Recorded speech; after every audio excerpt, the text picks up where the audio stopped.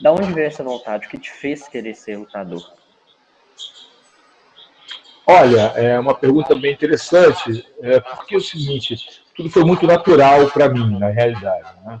Eu não, se você perguntar para mim se eu tinha um sonho desde criança de me tornar atleta profissional, seja em qualquer modalidade, eu vou falar que não. Apesar de ter praticado vários esportes, eu não tinha nenhuma pretensão de me profissionalizar, né? De viver disso, digamos assim. A minha geração é uma geração ainda com a linha de pensamento daquelas carreiras tradicionais, né? Advogado, médico, professor, tal. Sempre a minha formação foi pautada em cima disso. Desde a época do ensino médio, né? Ensino fundamental, ensino médio, sempre foi pautada em cima disso, mesmo pela mentalidade, a forma como meus pais enxergavam a vida e a sociedade e as possibilidades futuras que eu poderia ter. Então, a minha geração é uma geração muito pautada ainda nas carreiras tradicionais, né? Digamos assim, né? Vamos chamar dessa forma. Então, eu sempre tive a aptidão e o desejo de me tornar engenheiro, para falar a verdade, né? Só que talvez eu não tenha tido competência para tal, então, no meio do caminho, surgiu a luta ali como uma alternativa.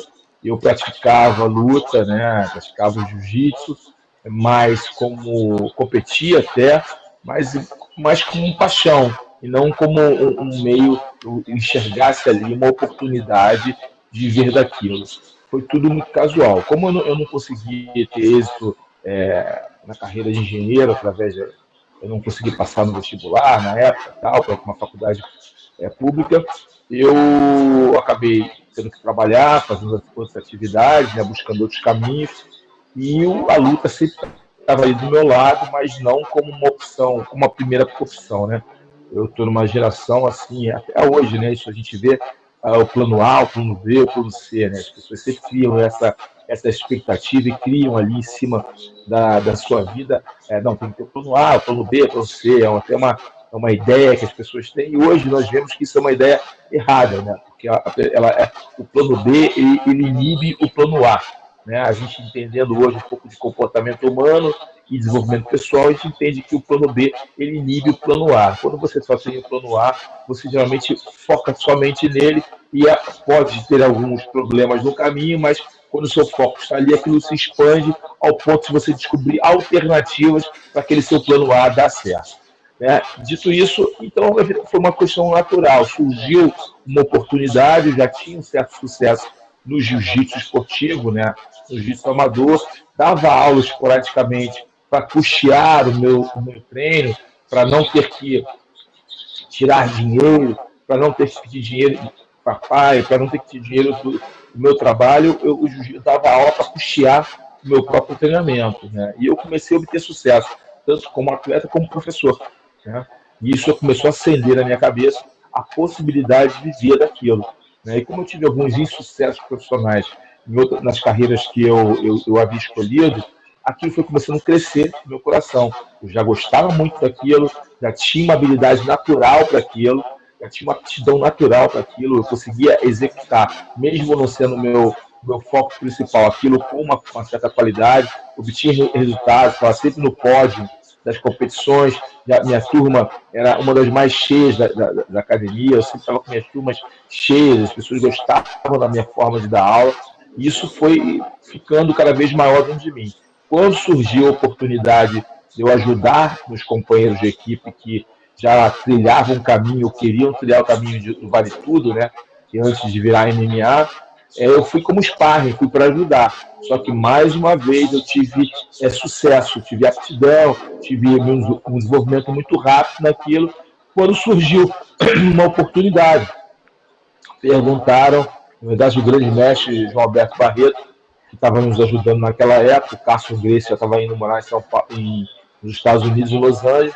O grande mestre João Alberto Barreto fez uma pergunta para o pessoal que estava treinando o segundo escalão, digamos assim, né? O primeiro escalão era o Murilo Bustamante, era Mauro Bittetti, tal. Esses caras estavam no primeiro escalão, já queriam viver daquilo, o Zé Mário Sperry, o Valim de Maio já queriam viver daquilo. Tinha um segundo escalão ali que estava ali ainda indeciso e eu estava nesse bolo. E quando me foi feita a pergunta se eu queria lutar, quem queria lutar, um evento no Japão, quem queria lutar um Vale Tudo, né? Minha estreia. Eu havia acabado de ser campeão mundial de jiu-jitsu e tal, estava focado em retornar para as competições de judô e de jiu-jitsu também, e estava mais ou menos com esse plano aí na minha cabeça. Quando eu ouvi essa pergunta e eu instintivamente, me sentindo preparado, me sentindo capacitado, eu levantei o dedo. E a partir do momento que eu levantei o dedo, as coisas se abriram para mim.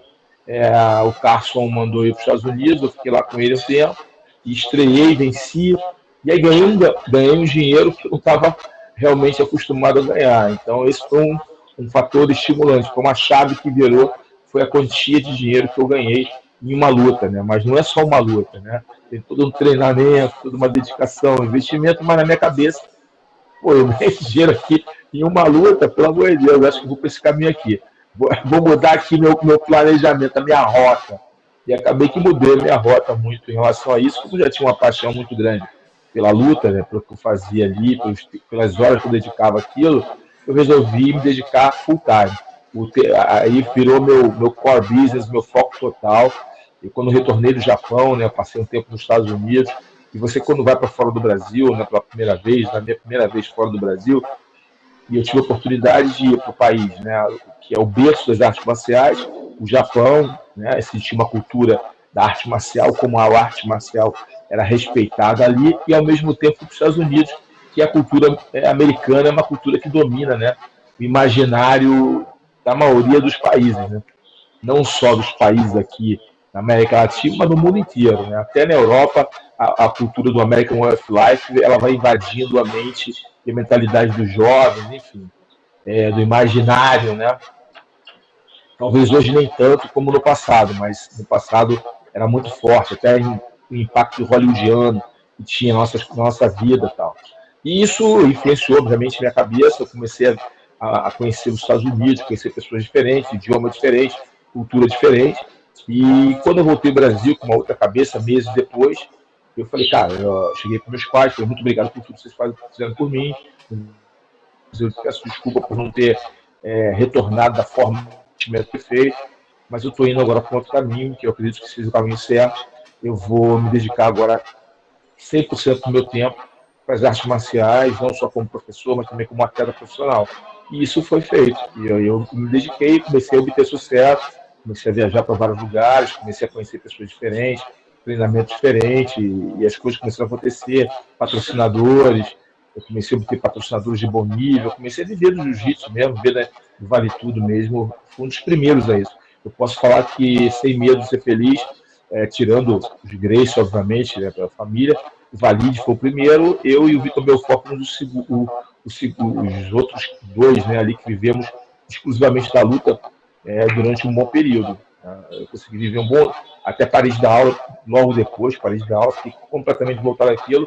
Então eu, Vitor e Valide eram os três ali, tirando os Gracie, que vivíamos exclusivamente da luta, né, com patrocinadores, seminários e prêmios das lutas que a gente conquistava. O resto, todos os outros, davam aula, né, tinham suas próprias academias, então, além de serem atletas, eram professores e gestores do seu negócio. Aproveitar que você falou de Carson Gracie, né? Como que foi ser treinado por ele, né? Que, como você mesmo disse, foram ou o principal percussor do Vale Tudo, futuramente o MMA, tanto no Brasil como no mundo. Como que foi ser treinado pela fera, estar ali perto e conseguir sugar, no bom sentido, todo o conhecimento e aprendizado que ele tinha para passar? O Carson era um cara diferenciado, né? O Carson, para quem conheceu ele, sabe que o Carson era um misto assim, de um cara rústico, né? Criado ali no tatame, a ferro e fogo, ao mesmo tempo tinha um gosto erudito. Gostava de música francesa, gostava de ópera, gostava de leitura, entendeu? Era um misto aí de sentimentos e pensamentos e atitudes ali. Ele era grosso de uma forma, mas ao mesmo tempo tinha o refino de outra, só conhecendo ele. Então, ao mesmo tempo que o Carson, quando você convia com ele, conseguia, por exemplo, ele era um cara muito inteligente no que tange a reconhecer ali quando você tinha talento ou não, quando você precisava de uma palavra de incentivo, quando você precisava de cura, né? Ele tinha essa habilidade, como que todo treinador tem que ter, né? Todo bom treinador tem que ter essa habilidade, né? Nem todos têm. Tem que ser desenvolvida de conhecer pessoas, né? O famoso que hoje as pessoas falam, né? A gestão de pessoas, né? O Cássio conseguia fazer ali uma leitura no que tange a você como atleta. Então, por exemplo, a gente olhava, falava, pô, o James, ele vai ser um bom peso-pena e ele é bom fazendo guarda. E o Luiz, ele é bom peso-galo, faz a parte em pé. Ele conseguia decifrar você rapidamente. Ele tinha essa inteligência para a luta, o QI de luta, não só lutando, mas também como treinador. Ele adquiriu essa visão, né? Não só por ele ter sido um ótimo lutador, né? Foi o cara que defendeu a honra da família Gracie, fez vários vale-tudos, foi vencedor na maioria absoluta das vezes, é um cara que criou ali uma era de lutadores, né? E também como treinador, né? Ele conseguiu montar um exército de lutadores, tanto de jiu-jitsu esportivo, como no MMA, no Vale Tudo e posteriormente no MMA, né? A equipe do Carson Gracie era uma equipe que ganhava todos os campeonatos de jiu-jitsu e depois ele conseguiu transformar esses caras, ou parte deles, em campeões de Vale Tudo, né? E aí, a partir daí, disseminou outras equipes que são oriundas da Carson Gracie. Então, o cara é um cara diferenciado nesse aspecto e era um cara divertido. E a nossa relação com ele não era muito de mestre e aprendiz, era mais de amigo, assim. Ele colocava dessa forma, entendeu? Ele tratava você meio como um garoto, como amigo dele, não como o treinador ou como pai, como mentor, como muitos gostam. Criar uma diferença, uma distância, né? Como acontece em muitas oportunidades, e até está no nosso imaginário do mestre e o aprendiz, né? No que tange as artes marciais. Mas ele não, ele interagia muito com a gente. Tinha um lado positivo da confiança imediata que nós tínhamos com ele, mas tinha um lado negativo, que às vezes se confundia muito a relação. Mas, no geral, o Carson era um cara muito especial, né? Muito especial. Tinha um olhar de águia, olhava, já fazia um raio-x teu, como você poderia crescer. Ele conseguia virar a tua chave, às vezes você estava um pouco inseguro, ele falava uma ou duas palavras que viravam tua chave, entendeu? Fazia você atingir seu limite, seu máximo, né? Que é muito importante para o atleta, né?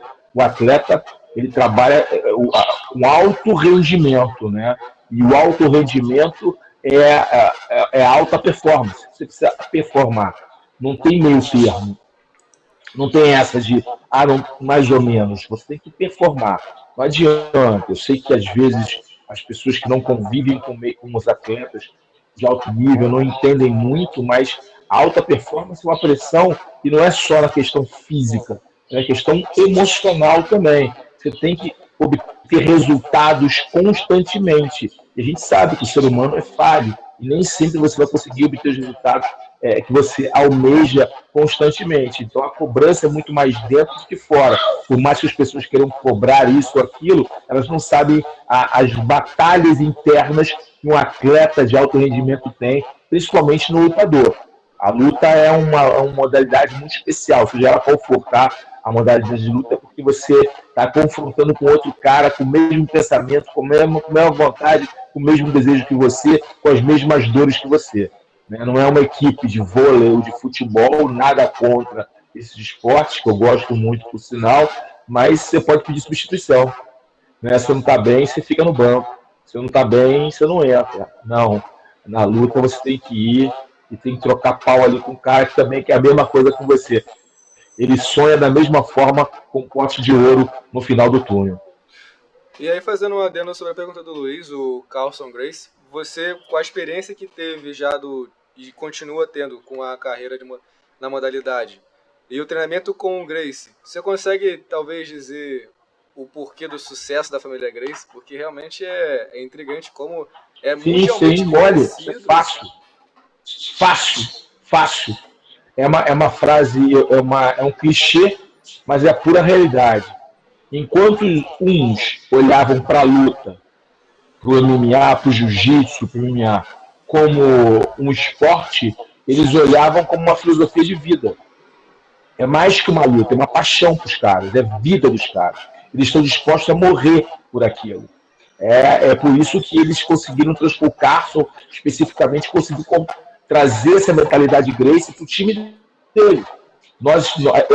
É difícil falar isso às vezes, porque um olhar distorcido, uma mentalidade não preparada, talvez não entenda. Mas nós, naquela época, o MMA mudou, né? A luta mudou muito, a própria estruturação do esporte mudou muito, mas naquela época, os Gracie, nós, que éramos representantes de um Gracie, né, do Carson Gracie, estávamos dispostos a morrer no ringue, pela honra do jiu-jitsu, pela honra do Carson, pelo que é nossos ideais.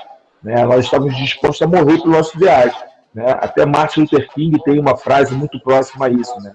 Quando um homem está disposto a morrer pelo ideal dele, ele é imparável. Né? Algo mais ou menos assim. Né? E é isso, brother. A realidade é essa. Hoje, na mentalidade que as pessoas têm hoje, uma mentalidade que as pessoas às vezes não querem ou não entendem por não ter uma educação, uma cultura de luta na sua cabeça, né? É muita competição. Hoje uma molecada é muito competitiva, né? Mas a cultura da competição, a gente não era a cultura da competição, era a filosofia de vida e da honra de defender uma dinastia, um legado dos Gracie. Então a minha geração, a gente entrava no ringue para matar ou morrer, porque não era só pelo nosso nome, o dinheiro era um estímulo, mas não era o objetivo final. O que nos impulsionava era defender o legado. E talvez essa paixão, esse desejo, o acreditar nisso, essa filosofia de vida tenha feito com que todos os Gracie, né, que subiram no ringue ou que construíram o jiu-jitsu brasileiro tenham a mesma coisa. Não é um esporte, os caras. É filosofia de vida, amigo. Quando é tua filosofia de vida, teu ideal, tu é capaz de fazer qualquer coisa, tu é capaz de encarar o mundo por ele e defender isso. Então esse é o diferencial. É claro e evidente, entendeu? Isso aí não tem como você incutir na mente das pessoas. Ou você vivencia isso, ou você apenas vira um espectador. Perfeito.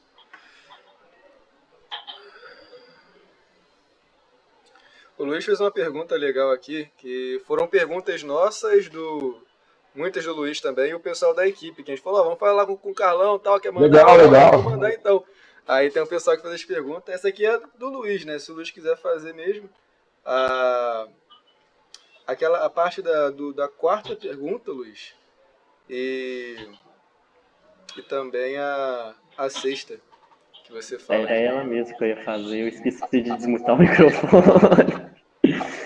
Que você deu um panorama muito legal, Carlão, de como era essa questão de matar ou morrer, por exemplo. Então, para você, né, já vou emendar as duas, como que era o Carlão atleta, era matar ou morrer, mas como que era essa preparação do Carlão atleta, e já emendar para você, na sua opinião, qual foi a sua melhor luta na carreira, né? Desde o início do... legal.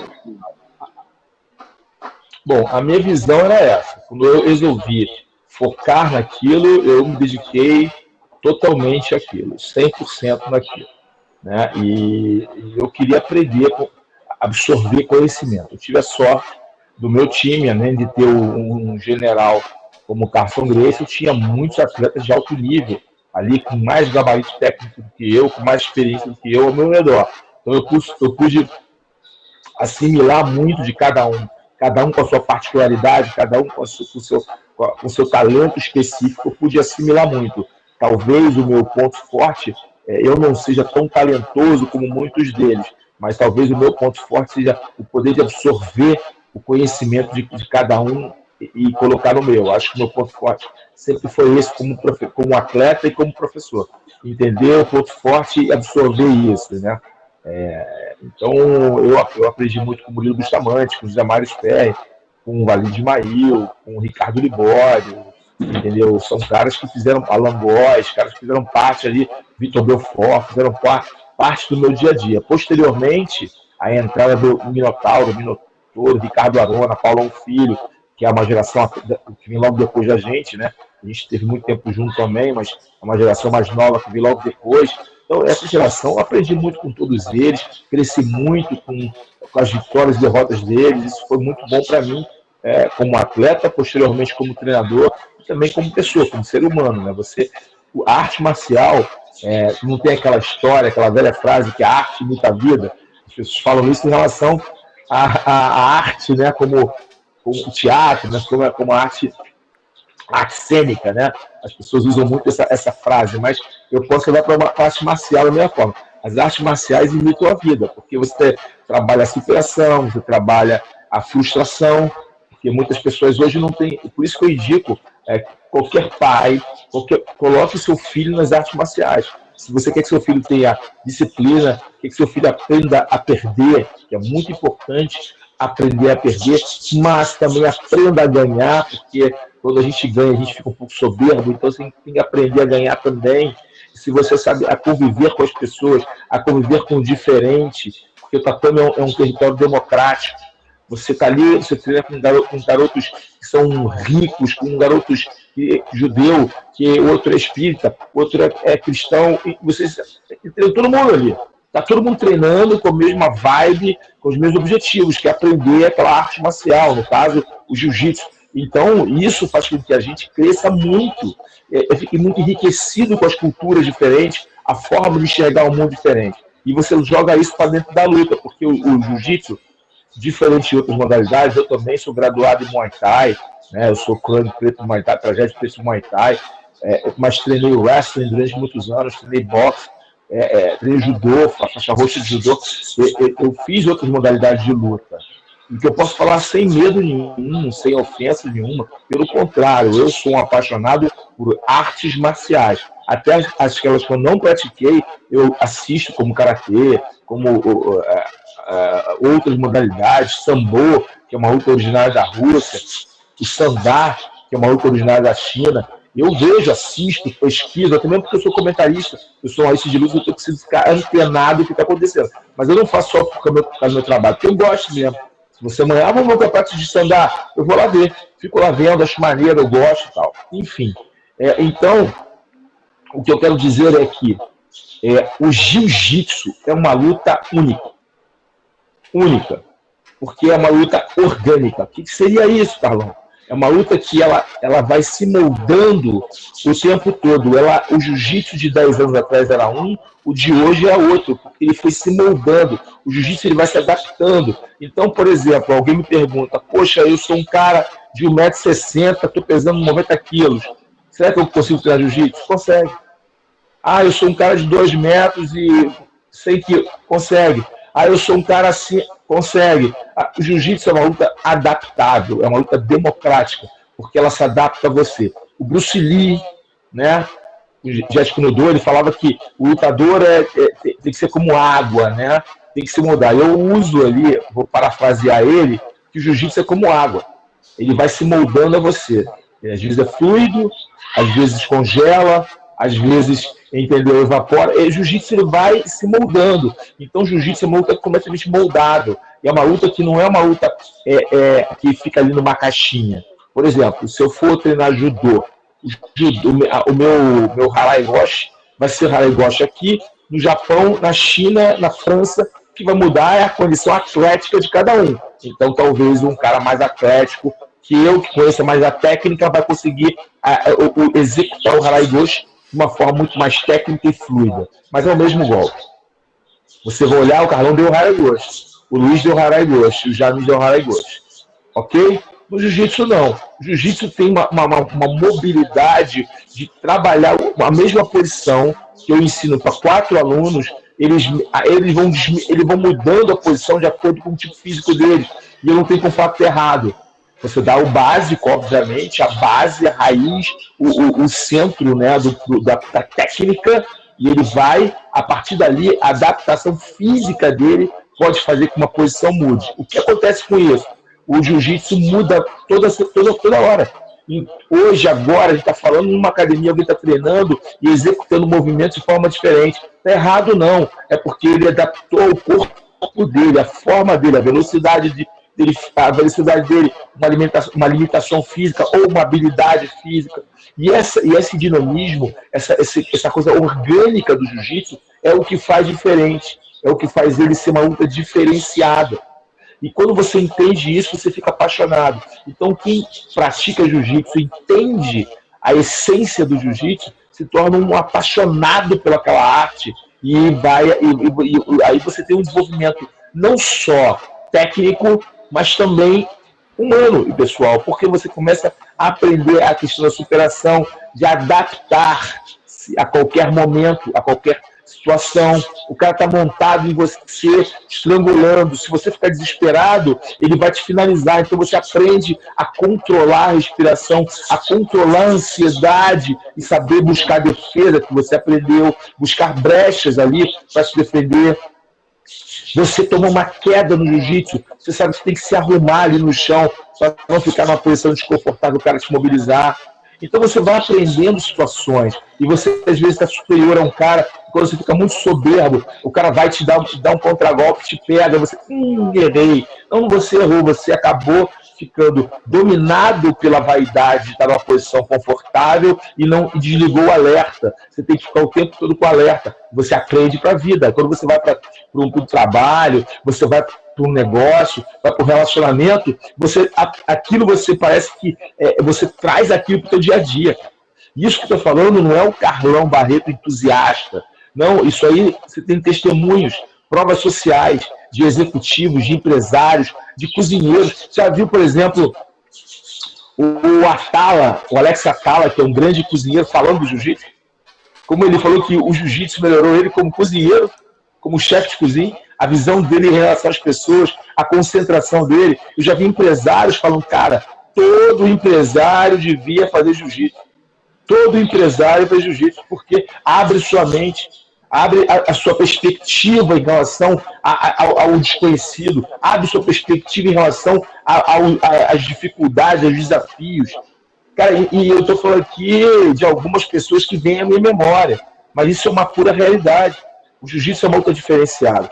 Não é porque eu sou apaixonado pelo jiu-jitsu, não é porque o jiu-jitsu é uma coisa que, para mim, evapora aqui. Quando eu suo, evapora aqui, exala o cheiro, o aroma do jiu-jitsu dos meus poros. Não é por isso. É porque é realmente evidenciado as melhores. E melhorou a minha vida. Eu era um jovem introspectivo. Entendeu? Eu era um jovem que só me relacionava com quem aí estava comigo no dia a dia. O jiu-jitsu me fez uma pessoa muito mais expansiva. Hoje, quem me vê falante, dando palestra, eu falo, cara, esse cara aí é super extrovertido.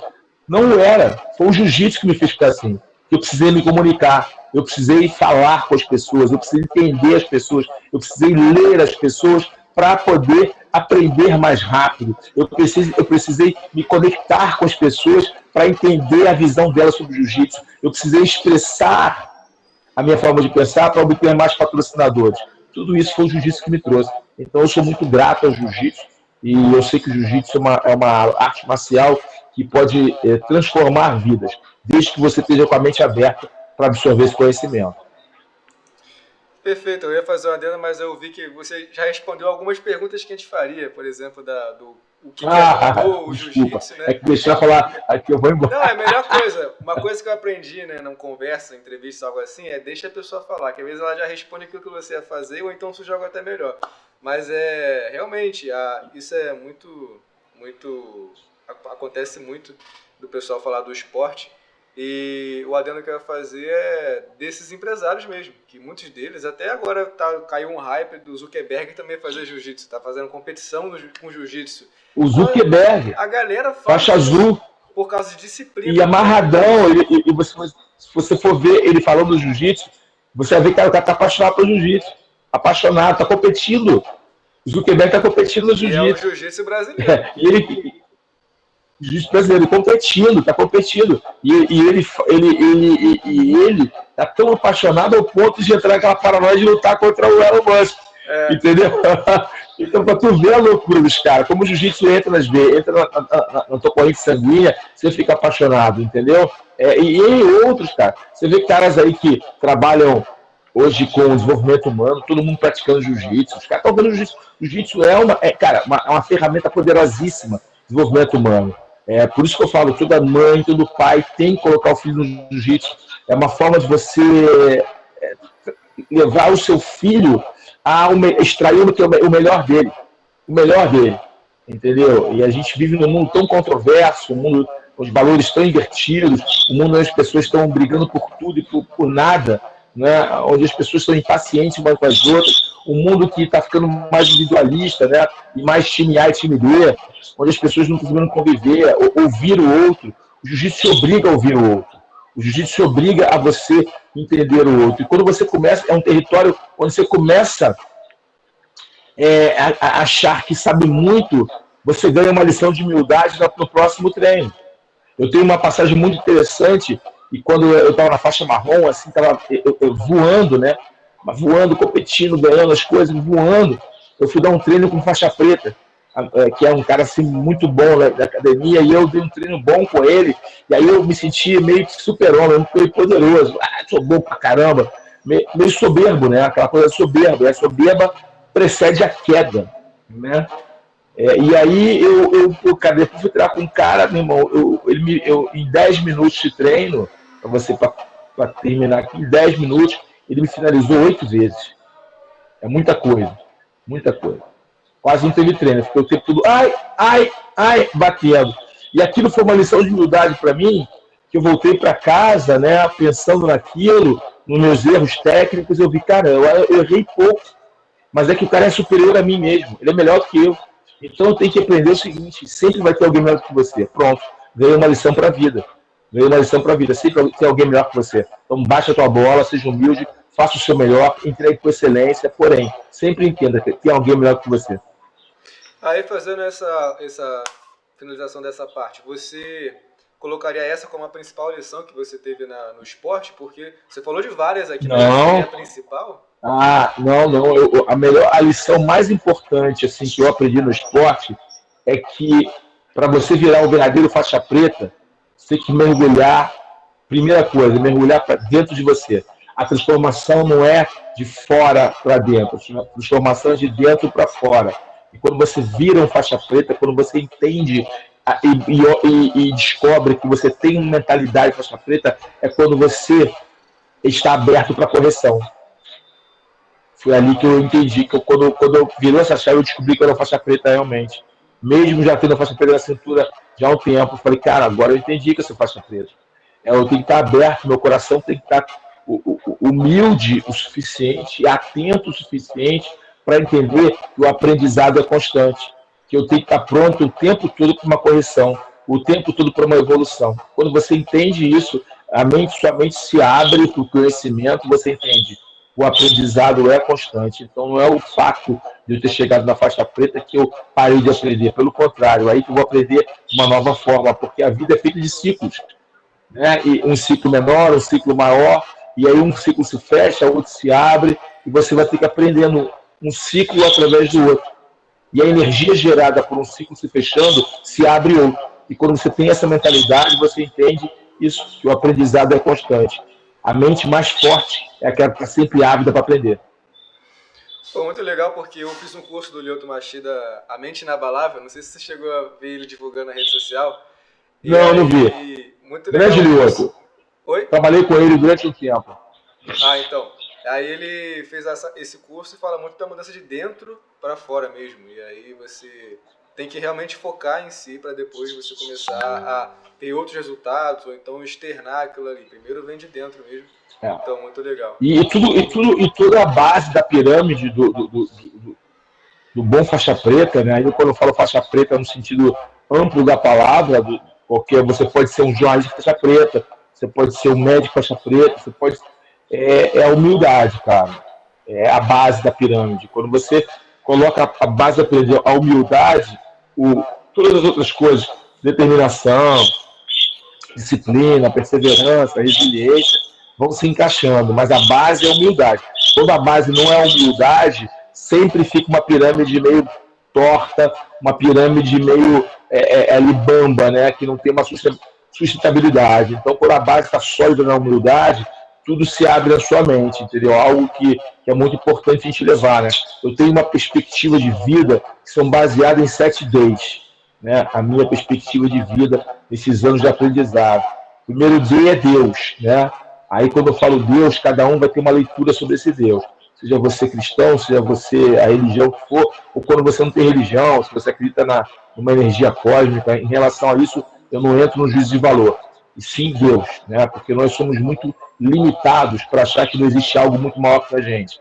Né? Nós somos muito limitados, né? A limitação física, a limitação intelectual, todo o ambiente que vivemos, a forma que as coisas se encaixam, é muita prepotência você achar que não tem algo muito maior que criou tudo isso, né? Um engenheiro, um arquiteto que criou tudo isso, seja lá como você chama. E eu respeito as pessoas, eu sou cristão, tenho uma visão cristocêntrica disso, mas eu respeito todas as pessoas que pensam diferente. Mas eu acho que ninguém, no final do dia, até aquelas pessoas que acham que Deus não existe, quando tem um problema, eles sempre falam, meu Deus, acabam usando esse termo, mas enfim. Então é Deus, né, que é o alicerce, a base, que envolve humildade, fé, né, e depois eu tenho outro D, que é o D, que é o desejo. Quando aquele arde no seu coração, aquele você tem desejo muito grande, e aí o desejo te faz fazer escolhas, que é aquele desejo que você as pessoas estão falando para você não fazer algo, e você, cara, eu tenho certeza que vai dar certo. Não vai dar certo isso aí, cara, não é um otimismo, é uma certeza que eu tenho talento suficiente, que eu fui preparado o suficiente para aquilo. Esse desejo arde no teu coração. E aí passa por um outro momento, que é um momento muito importante, que é a decisão de colocar aquele desejo em prática, transformar aquele desejo numa realidade. E aí só que nesse período tem uma coisa muito importante, que a gente tem que, às vezes, esquecer o que aprendeu. E aí é difícil você esquecer o que você aprendeu. Tem que quebrar essas crenças, que é disrupção. Você tem que ter disrupção. Você tem que, meu irmão, tirar ali a tomada do interruptor para poder ter um apagão e você voltar a aprender, né? O desaprender, né? Disrupção para você entender que você precisa fazer tudo de novo, de uma forma diferente. Né? E aí você vai para um outro D, brother, que é um D muito importante, que é a disciplina. Sem a disciplina, você não consegue fazer nada na sua vida. A disciplina é libertadora. Se você não tiver disciplina, você vai sempre ficar numa roda ali que não anda, entendeu? Vai e volta, vai e volta, vai e volta, que é a tal da procrastinação. Você fica dando ciclos viciosos ali, você vai sempre botando no mesmo lugar, isso vai tirando tua energia, drenando esse desejo que você tem. Vai drenando e vai testando tua disciplina. Então você precisa ter esse momento de rompimento. E aí vem a dedicação, que é você se dedicar para passar nesse momento e começar uma onda de crescimento. Dedicação, aprender algo novo, uma língua nova, uma profissão nova, uma informação nova, uma luta nova, tudo é dedicação, se dedicar o tempo todo. E aí você precisa de um combustível para isso. E esse combustível se chama determinação. Você pode até chamar de fé, mas é determinação. É aquele que vai fazer você ir para frente, independente de qualquer coisa aconteça. Então eu permeio a minha vida dos 7 Days. E quem me trouxe essa base dos 7 Days, com certeza, foi a vivência nas artes marciais. Importante, velho, essa definição. E é engraçado que toda a carreira de lutador, e até esportista no geral também, né? Mas como o assunto hoje é luta, então a gente frisa. Com todos esses objetivos, toda a sua carreira, você consegue listar um grande objetivo que você considera o seu principal, que você conquistou na carreira como lutador, e um que você quis, mas não conquistou? Sim, eu tive algumas decepções, né? Por exemplo, o fato de eu ter lutado um torneio que me deu os holofotes, né? Que foi o torneio do VF, o Iron Fighter, que eu venci 3 adversários na mesma noite, e ali tinha todo um contexto, né? À época, os wrestlers, né? Os norte-americanos da luta olímpica, né? Do wrestling, estavam começando a bater no estado do jiu-jitsu, estavam começando a ganhar, trazer dificuldade no estado do jiu-jitsu. E sempre eles levavam uma vantagem no peso. Eles eram mais pesados, maiores. E pela primeira vez ia ter um confronto de um cara do jiu-jitsu contra os caras do wrestling, né? E eu, graças a Deus, né, eu coloco a mão de Deus nesse fato, fui escolhido, estava no lugar certo, na hora certa. Eu fui escolhido para ser o cara do jiu-jitsu e ia ter a liberdade física com os wrestlers, que estavam começando a amassar, né, digamos assim, a galera do jiu-jitsu. E eu fui lá e lutei esse torneio contra 3 wrestlers e finalizei os 3. Eu não ganhei no nocaute, eu não ganhei no ground and pound, eu ganhei no jiu-jitsu. finalizando os 3. E isso, para mim, e para o jiu-jitsu, né? O ginásio inteiro, 5 mil pessoas gritando jiu-jitsu, para mim, foi algo ímpar na minha carreira, na minha vida, né? Foi uma emoção ímpar, que até hoje, isso foi em 1997, cara, até hoje eu sou lembrado por aquilo. Eu fico até assustado às vezes. Garotos que nunca viram lutar, que são bem jovens, nunca viram lutar, ou os pais falavam, ou foram no YouTube, enfim. Falou, cara, aquela luta foi brutal, você caiu do ringue, voltou, e o cara te deu um soco, você quase apagou, e aí você vai finalizar um triângulo, aí finaliza o outro na guilhotina, aí finaliza outro no triângulo. O Kevin Randall era um monstro naquela época, todo mundo tinha medo dele, você foi e finalizou o cara. Quer dizer, aconteceram várias situações, né? Aí ele usou o Castro no corner, gritando. Então, quer dizer, foi uma luta incrível, que até hoje, tantos anos depois, as pessoas ainda lembram dela, esse torneio, que mão nua, cabeçada, valia tudo.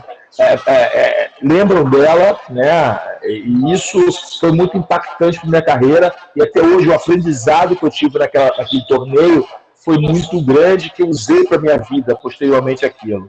Esse é um ponto importante, que foi eu estar no lugar certo, na hora certa, e poder ter representado o jiu-jitsu daquela forma, no momento que o jiu-jitsu precisava de uma vitória. E outro ponto foi o fato de eu não ter conseguido, porque eu planejei a minha carreira, né? Ter terminado a minha carreira como eu planejei lá no meio dela. Comecei a planejar já o que eu tinha que fazer para terminar minha carreira. Meu sonho era voltar ao UFC e terminar minha carreira lutando no UFC. Então, a minha carreira, não, vou voltar aqui, eu tive alguns tropeços, já consegui me reorganizar minha vida, me organizar aqui no treinamento, já errei, já entendi porque eu errei, não vou errar mais aqui, vou melhorar e eu vou voltar para o UFC. Vou fazer 4 lutas, vou ter que me aposentar e vou morar nos Estados Unidos. Era essa minha, eu tinha planejado isso. Os 2 últimos anos da minha carreira eu tinha planejado fazer isso. E eu tive uma lesão muito séria. Na luta que eu me deu a oportunidade de lutar no UFC, eu tive um rompimento total do meu tendão patelar. E eu parei de lutar. Parei, né? Foi uma coisa muito louca, eu parei de lutar. E aí minha vida tomou outros rumos, né? E eu virei comentarista, virei treinador, enfim. Virei produtor de evento, comecei a fazer evento. Então eu fui buscando outros caminhos, né? Talvez usando a bagagem que eu tinha como atleta, a minha visão do mundo, o meu conhecimento de outras áreas, né? Que eu tinha adquirido na minha vida antes de virar um profissional de artes marciais. Então eu fui trazendo aquilo, fui trabalhando em outras áreas, obtive certo sucesso, fui o primeiro cara a montar uma empresa especializada em lutas no Brasil, né? Eu e a minha esposa vinha da produção cultural, tal, já tinha uma bagagem de produção, a gente juntou nossas expertises e criamos a primeira empresa que produziu eventos específicos, né? Aí foram cursos, seminários, o próprio evento de luta, mesmo de competição do Brasil, a BF Shows, e ficou um bom tempo em atividade. Depois a gente resolveu parar para fazer outras coisas. Fui o primeiro árbitro mesmo a montar um curso no Brasil. Eu formei vários árbitros que estão aí até hoje arbitrando. Eu formei esses árbitros, eu criei um curso, eu fiz cursos de outras modalidades de luta. Falei, cara, por que o MMA não pode ter um curso de arbitragem? Eu fui e criei isso no Brasil. Então eu fui pioneiro em várias coisas. Fui o primeiro a acreditar no amador no Brasil, levei a seleção brasileira amadora para disputar campeonatos internacionais. Então eu tive sempre um pioneirismo em várias áreas da luta. Então isso já é uma retribuição ao esporte. E aí eu sempre tive isso na minha cabeça, cara, eu queria um dia lutar no UFC, mas isso não vai acontecer mais. E eu virei comentarista, tal. E aí Deus é muito bom, aí é uma questão de fé, de acreditar que tudo tem um porquê na vida, e eu creio muito nisso, eu tenho uma fé muito forte, creio nisso, que Deus tem sempre algo para você, desde que você abra o coração para Ele e principalmente obedeça à sua vontade. E quando eu resolvi parar de lutar contra a maré e obedecer, deixar que Deus guiasse os meus passos, não só a minha intelectualidade ou a minha força, e Deus me deu o presente de trabalhar no UFC Fight Pass. Então, de certa forma, um ciclo. E ali eu, né, hoje não lutando, mas agora como um comunicador, como jornalista, podendo ali estar ajudando as pessoas a entenderem o que é MMA e poder passar a emoção do maior evento do planeta, que é o UFC. Então, de certa forma, Meu sonho era terminar a carreira no UFC. Aqui estou eu agora como comunicador, como comentarista oficial da plataforma UFC Fight Pass. Então, quer dizer, Deus sabe o que faz. Às vezes a gente não entende lá atrás porque não deu, mas na frente a gente vai entender que a conta fecha. Perfeito. E aqui a conversa está boa, mas infelizmente o Google Meet ele já começa a mandar uns avisos de minutos para acabar. Faltam uns 15 minutos para acabar. Aí eu quero ver contigo um detalhe. Você falou da arbitragem e você falou do comentário e essa transição de carreira de atleta para comentarista também. Como é que foi a transição? Você passou por algumas funções também, né? Aí acaba que teve alguma mais difícil ou você pegou mais fácil porque já tinha experiência do trabalho? A mais difícil, não, tudo tem um desafio, né, irmão? Tudo na vida tem um desafio. Às vezes o maior, o menor, que para mim de repente é fácil, para você é difícil e vice-versa. Né? Eu fui sempre preparado. Eu produzi eventos, eu arbitrei lutas, eu treinei atletas, entendeu? Então eu fui entendendo a dinâmica do esporte de todos os ângulos, né? Como comunicador. Então eu fui entendendo a dinâmica de todos os ângulos, o que me ajuda muito hoje como comentarista. Eu não tenho uma visão só do jornalista, eu tenho a visão também do ex-lutador, a visão do ex-árbitro, que me ajuda muito a entender o esporte, a dinâmica da luta, né? Não é uma dinâmica só ali na luta em si, em tudo que envolve, todo o ecossistema que envolve aquilo, isso me ajuda, com certeza, mas foram experiências passadas que eu tive que me deram essa bagagem. Não é que eu seja melhor que ninguém, é só que eu vivenciei, tive experiências que me deram uma bagagem diferenciada, porque eu tive lá em alguns momentos da minha carreira, botando a mão na massa, aprendendo, errando, acertando, entendeu? E isso eu trago para o meu dia a dia, eu trago ali para tentar mostrar para o público que o esporte é muito maior do que simplesmente dois caras lutando. É óbvio que o mais importante ali, a cereja do bolo, é o combate em si, é a luta em si, mas tem muita coisa em volta que faz com que esse esporte seja fascinante. Então, tudo é aprendizado, cara, tudo é aprendizado. Eu vivo aprendendo, cara. Às vezes o pessoal monta um site novo, um garoto novo, cheio de vontade, faz uma página nova de luta, eu vou lá ver o que ele está falando, eu procuro observar, entendeu? Pô, esse moleque é um negócio que eu não tinha visto. Interessante, pô, esse moleque é legal. Eu vou lá e valorizo essa galera. Sempre falo, ó, vi isso aqui no portal do Beltrano, vi isso aqui no site do Ciclano, porque é importante valorizar a nova geração. Entendeu? Eu convivo muito bem com o novo, porque eu sei que o aprendizado é constante. Quando você tem essa mentalidade, eu não fico fechado, eu sou tudo, eu sou o Carlão Barreto, eu sei tudo. Não, pelo contrário, eu quero aprender, irmão. Então, se você tem conteúdo, traz para mim, que eu estou com fome. Entendi. E é um negócio, você falou aí da rede social, tem o MM Meloto, se não me engano o nome dele, que é um parceirão também, ele fala... Bom garoto, gosto muito dele. Ele é fera. Gosto muito dele. E é legal realmente essa nova geração, eu faço para a nova geração, mas cara que ele entende muito mais do que eu. Ele é mais nichado mesmo para a modalidade, é um cara fera. Yeah. Agora, uma parte, você falou sobre essas dificuldades também, os aprendizados, e sempre está aberto a aprender. Agora, como é que é a vida do Carlão pessoal, o Carlão? Como é que você faz para sair um pouco? Você adora o esporte, tudo bem, você vive, você fala que você transpira, exala, mas você tem um momento que fala, não, eu quero ficar um pouco sem essa modalidade, quero ficar um pouco, sei lá, com a família, com amigos. Eu tenho minhas curtições, minha família, né, cara? Minha família, minhas filhas, minha esposa, isso é meu coisa. Ver um filminho com elas, eu gosto muito de cinema, gosto muito da sétima arte, eu curto muito cinema, então eu estou sempre ligado com minhas filhas vendo filme. Um momento que a gente gosta muito de comer fora, né, da culinária, a gente sempre vai comer fora. Então, eu sou uma vida normal, cara. Vida normal. Agora eu sou um cara que trabalha intensamente, né? Eu sou um cara que mergulha no trabalho intensamente. Então, estou sempre agitando. Hoje eu estou presidente da Confederação Brasileira de MMA, amador, então tenho trabalho de desenvolvimento do esporte. Estou aí como comentarista oficial do UFC Fight Pass. Tenho um trabalho focado no esporte. Sou um comunicador, em breve a gente vai estar lançando um outro produto também nessa área de comunicação. Então eu sou um cara que eu trabalho. Agora, quando eu estou trabalhando, eu curto a minha família, cara. Eu sou família, igreja, sou cristão, eu sou evangélico, eu estou na igreja, né? Eu fazendo a obra do Senhor, a obra de Deus, aprendendo a palavra de Deus. porque ela nos instrui não só espiritualmente, mas também pessoalmente, né? Você pode usar a Bíblia diária, a Bíblia é um manual de vida, não é simplesmente um livro religioso. Você pode ler a Bíblia sem ser cristão. Você vai aprender muito sobre a vida. E eu uso isso, graças a Deus, eu uso isso muito. Então, eu sou um cara muito tranquilo. Minha vida é muito simples, muito tranquilo. Eu não tenho grandes luxos, eu não tenho grandes nada que fuja ali do meu cotidiano. O cotidiano é minha família, curtir minha família, estar na igreja, orando, pedindo a Deus para abençoar, tentando compartilhar, fazer comunhão com meus irmãos. E tenho amigos, né? Eu gosto de sempre estar falando com meus amigos, batendo um papo, trocando uma ideia, aprendendo um com o outro, fazendo curso. Estou sempre fazendo algum curso.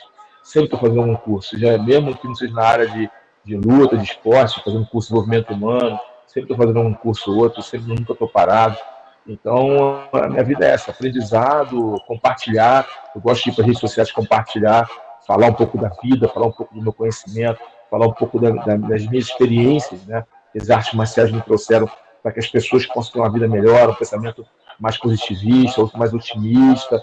Então, eu tento externar um pouquinho do que meu coração está cheio, que é de otimismo por dias melhores.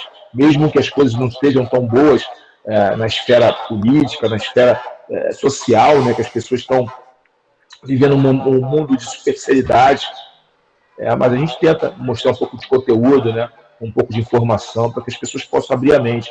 É o que eu falo com minhas filhas, né, como eu procuro educar as minhas filhas, né, para que elas procurem aprender sempre. Elas não fiquem presas a uma coisa, elas aprendam sempre, mas que elas tenham a base, os pés delas firmados na palavra de Deus, na Bíblia, que a Bíblia é o livro de maior sabedoria, de maior conhecimento que existe. E a partir daí elas vão entendendo o mundo de cada um, né, da forma delas, são seres diferentes, tem a mesma criação, mas cada um delas tem uma personalidade diferente. Então, criar as minhas filhas de uma forma bacana, saudável, onde elas tenham o princípio básico, basilar, a humildade, a integridade, é o que eu faço, junto com a minha esposa, entendeu? Somos um time aqui, um procurando ajudar o outro, um time, uma unidade, em busca de dias melhores, sempre com muita esperança no coração. É isso. A minha vida é muito simples, cara. Eu estou sempre aqui disposto a ajudar as pessoas, a crescer como ser humano. É 1% todo dia, né? Buscando ser a pessoa melhor. Pô, legal, porque eu lembro muito do curso do Lyoto, realmente. Você trabalhou legal que você trabalhou com o Lyoto, porque ele fala muito do time, ele é casado com a Fabiola e fala muito dessa parceria que fica entre ele e ela, que separam a divisão da casa. Eu aprendi muito, eu não sou casado, não namoro ainda, mas já aprendi muito sobre como pode ser um relacionamento saudável, porque realmente, eu não sei se isso tem muita influência também da arte marcial, mas muito legal. A arte marcial foi isso, do karatê, sou do jiu-jitsu, mas você vê que quando você tem um entendimento real do que é o seu faixa preta, a mentalidade faixa preta, atitude faixa preta, você entende que sem equipe nada funciona. Os caras sofrem muito, cara. Então, para finalizar geral, um panorama seu dos brasileiros, que tem hoje o único brasileiro campeão, né, o Alexandre Pantoja. Tem também a Amanda, que se aposentou, mas quem você acha que poderia ficar como uma sucessora? Poderia vir? Eu acho que agora a Chitara e a Norma Dumont, para mim, e a Carol Rosa. Essas três meninas aí, uma das três vai ser campeã do UFC. Uma das três. Ou a Carol Rosa, ou a Chitara, ou a Norma Dumont. Uma dessas três meninas vai ser campeã do UFC. Nesses cinturões aí que a Amanda deixou, eu acho que as três têm chances ali de subir, uma das três vai ser campeã do UFC. Eu acho que nos homens a gente tem o Poatan, está ali com possibilidades reais de ser campeão, né? Há essa possibilidade, ainda está ali, ele precisa vencer o Bogovic, depois o Hiri Prohaska, né? Como o Hiri Prohaska é muito louco lutando, gosta de trocação, pode ser que ele consiga. Ele é azarão nas duas oportunidades, para ficar bem claro. Tecnicamente falando, no raio-x, ele é o azarão, mas ele com reais possibilidades, porque ele é um cara letal. Então, onde ele toca, não nasce mais cabelo, digamos assim. Ele é nocauteador. Então, ele pode ser campeão. Na categoria que eu vejo assim, Pantoja, que é o atual campeão. Deixa eu ver. Eu acho que o Durinho ainda pode ser campeão. Acho que o Durinho ainda tem garrafa para vender. Nos meio médios, acho que o Durinho ainda tem garrafa para vender, ele tem idade, tem disposição, é um cara inteligente. Eu acho que o Durinho ainda pode ser campeão de meio. Eu acho que tem chance aí no futuro. Deixa eu ver se eu acredito em alguém. Peso pesado. O John Jones está ameaçando parar no futuro breve, daqui a 1, 2 lutas. Então, o Malhadinho é um garoto que a gente tem que ficar de olho, que também tem potencial para ser campeão. O Malhadinho tem potencial. São alguns que eu lembro assim de cabeça, né? Obviamente, tem uma galera boa lutando aí, uma galera boa. Tem o Caio Borralho, que é um menino muito competente, tem qualidade. O Gabriel Marretinha, esse menino vai ser campeão na categoria. Mais cedo ou mais tarde, o Gabriel Marretinha vai ser campeão da categoria. Esse vai ser campeão da categoria. Tenho certeza que esse menino vai ser campeão. Pode ser que é 2 anos, 3 anos, mas o Gabriel Marretinha vai ser campeão. Ô, Borrachinha, você acha que tem grandes chances contra o Shimaev? É também no dia 21 de outubro. É o favorito para essa luta. O Borrachinha tem chance, mais uma chance de nocautear. Uma luta por decisão ele perde, na minha opinião, mas ele tem chances de nocautear o Shimaev.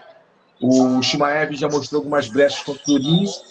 Se fosse o Borrachinha com a velocidade e a pegada de ser nocauteado, então a gente vê aí possibilidades também do Borrachinha ganhar o Shimaev. Agora, eu não vejo o Borrachinha ganhando o Adesanya. Bom, legal. Para finalizar, então, tem essa luta do Rafael dos Anjos contra o Vicente Luque no dia 12 de agosto. Uma luta que eu nem queria ver, para ser sincero contigo. Sério? Não, porque, cara, o Rafael é um ex-campeão, entendeu? O Rafael fez muito, é um trabalhador, um cara que se reconstruiu dentro do UFC, é um cara com uma trajetória linda. Só que o Rafael já é um cara bem mais velho, entendeu? O Vicente está chegando, o Vicente é novo, o Vicente é muito jovem. Então sempre tem uma desvantagem grande, ele é maior do que o Rafael, então ele tem uma vantagem nessa luta, entendeu? É inegável que ele tem uma vantagem. Ele só não pode errar, porque o Rafael é um cara muito experiente, e é um cara que não desiste, é muito resiliente, mas é uma luta que eu nem gostaria de ver, e eu gosto muito dos dois também. Tá, beleza. E é brasileiro contra brasileiro, às vezes não é muito legal, né? Então Não, eu não ligo pra isso. Brasil contra Brasil, eu não ligo pra isso, que o americano também toca americano. Isso eu não ligo. Isso aí pra mim não atende nada, faz parte. Mas é porque eu gosto muito dos dois, né? É uma luta ruim. Eu vou comentar a luta. Então vai torcer pro empate, né? Eu vou comentar a luta porque eu gosto muito do Rafael. É um cara, um exemplo de homem. Não é só isso, um exemplo de homem, de família, de integridade. O Vicente Luque é um garoto coração de ouro, menino bom, boa família, boa educação. É um menino que representa, porque a gente, tipo assim, um atleta para você levar para um evento para representar o MMA. Eu prefiro levar o Vicente Luque, cara. O cara fala 3 idiomas, é educado, é simpático, é bom de câmera, ele sabe falar com qualquer pessoa. Então, são caras que representam muito a nossa modalidade, entendeu? Então, e são caras do bem, que eu gosto de conversar. Então, nem queria nessa luta, para falar a verdade, quando marcaram, eu não fiquei muito feliz, não. Não é nem porque brasileiro contra brasileiro, porque faz parte, gente. Não tem jeito. O americano tá contra americano toda hora. Russo contra russo, não tem jeito, a gente tem que entender isso. É um esporte individual, não é um esporte de nacionalidade. É um esporte individual. É óbvio que a gente gosta de falar sobre nacionalidade, valorizar o que é nosso, bacana, eu entendo, mas é um esporte individual, né? Então a gente sabe que isso vai acontecer. E no Brasil, no luta direto com brasileiros, né, nos eventos brasileiros aqui, então faz parte. Agora, eu particularmente falando, que eu gosto muito dos dois, e eu respeito muito os dois, e eu sei que um vai ficar para trás, né? Um vai ficar para trás, entendeu? Mas faz parte do game, é o jogo. Que vença o que estiver mais bem preparado. E tem que pensar no sentido de que o Brasil está sempre ali num bom local, então sempre, isso é bacana. Em toda categoria, sempre tem um brasileiro ali incomodando, sempre. Então, esse negócio, a gente não pode ter muitos cinturões, mas a gente sabe que a gente tem muita qualidade nos nossos atletas, sempre tem um atleta brasileiro ali disputando entre os top 15, sempre tem 1 ou 2, entendeu? Nas meninas, então, a gente tem muitas meninas nos top 15, então, cara, o Brasil realmente é o país da luta, DNA de lutadores. E você está no UFC, cara, a prateleira é mais alto, irmão. O UFC é outra parada, cara. O UFC realmente é a Copa do Mundo, é a Champions League do negócio. só os melhores se enfrentam. Então qualquer um pode ganhar. Carlão, muito obrigado. Eu não quero também tomar o seu tempo. Ele passou até um pouco dos 20 minutos. Então, agradecer pela disponibilidade de verdade. E a gente vai falar até com o Cláudio Hannibal daqui a pouco, se quiser deixar uma pergunta para ele. Quer fazer uma pergunta? A gente fala que você mandou para ele. A gente vai falar daqui a pouco com ele. Fala para o Hannibal como ele está estudando o adversário dele e qual a estratégia que ele vai usar para neutralizar o que o adversário dele tem de mais forte. Tá ótimo. Mais uma vez, muito obrigado. Deixar o Luiz se despedir também. Carlão, prazer. Opa, o microfone até caiu. Opa, fui finalizado pelo microfone. Mas... ele me deu um mata-leão aqui, poxa, foi nocaute. Carlão, muito obrigado. Prazerão falar com vocês. E sempre que quiser, estamos aí. Eu vou até pedir o James depois para marcar mais, porque o tempo realmente foi muito curto. E obrigado. Né? E quando a gente publicar também, a gente vai ter o prazer de mandar para você. Comigo foi um prazer. E sempre voltar aí para falar. Abração. Obrigado, Luiz. Obrigado, James. Obrigado pela oportunidade. Eu sempre quero contribuir com o meu pouco conhecimento para que as pessoas que não convivem, não são familiarizadas com o esporte de combate, em especial o MMA, possam entender um pouco melhor esse esporte, possam ser fãs desse esporte. Né? A UFC está investindo forte no Brasil, botando a plataforma aqui no Brasil, o UFC Fight Pass, justamente para isso, para popularizar o esporte no Brasil, para que botou um valor bem popular, né? Para que as pessoas tenham mais acesso. Foi uma sensibilidade do UFC entender, sabe que lá é muito mais caro nos Estados Unidos, é muito mais caro, não tem tudo que tem aqui. Para ver evento numerado, os caras têm que pagar por fora, no pay-per-view, e eles entenderam a sensibilidade do mercado brasileiro, de como o mercado brasileiro é importante para o UFC, e fizeram um preço baixo para que mais pessoas possam entrar na plataforma. Então, você que está nos assistindo e não é assinante ainda do UFC Fight Pass, vai lá, www.UFC Fight Pass Brasil, vai lá, se inscreve e faça parte do nosso time. É muito importante ter vocês fãs com a gente. É muito importante que, na verdade, no final do dia, fazemos nossas transmissões para vocês, fãs do esporte. Sejam fãs mais heavy user, sejam fãs mais casuais, mas a gente está falando sempre para vocês, fãs do esporte, então continue colaborando, porque é muito importante para o atleta ter o apoio dos fãs, muito importante. Vocês são parte importante dessa engrenagem chamada MMA. Carlão, muito obrigado, um bom fim de dia para você, Deus abençoe você e sua família, a gente vai mandar para você o material, vai sair alguns materiais, a gente vai mandando quando sair, a gente mantém contato, então é isso. Muito obrigado e até a próxima. Até a próxima. Fique com Deus. Vamos continuar torcendo aí para mais cinturões virem para o Brasil. Tamo junto. Deus abençoe. Valeu, tamo junto. Valeu, Carlão. Valeu.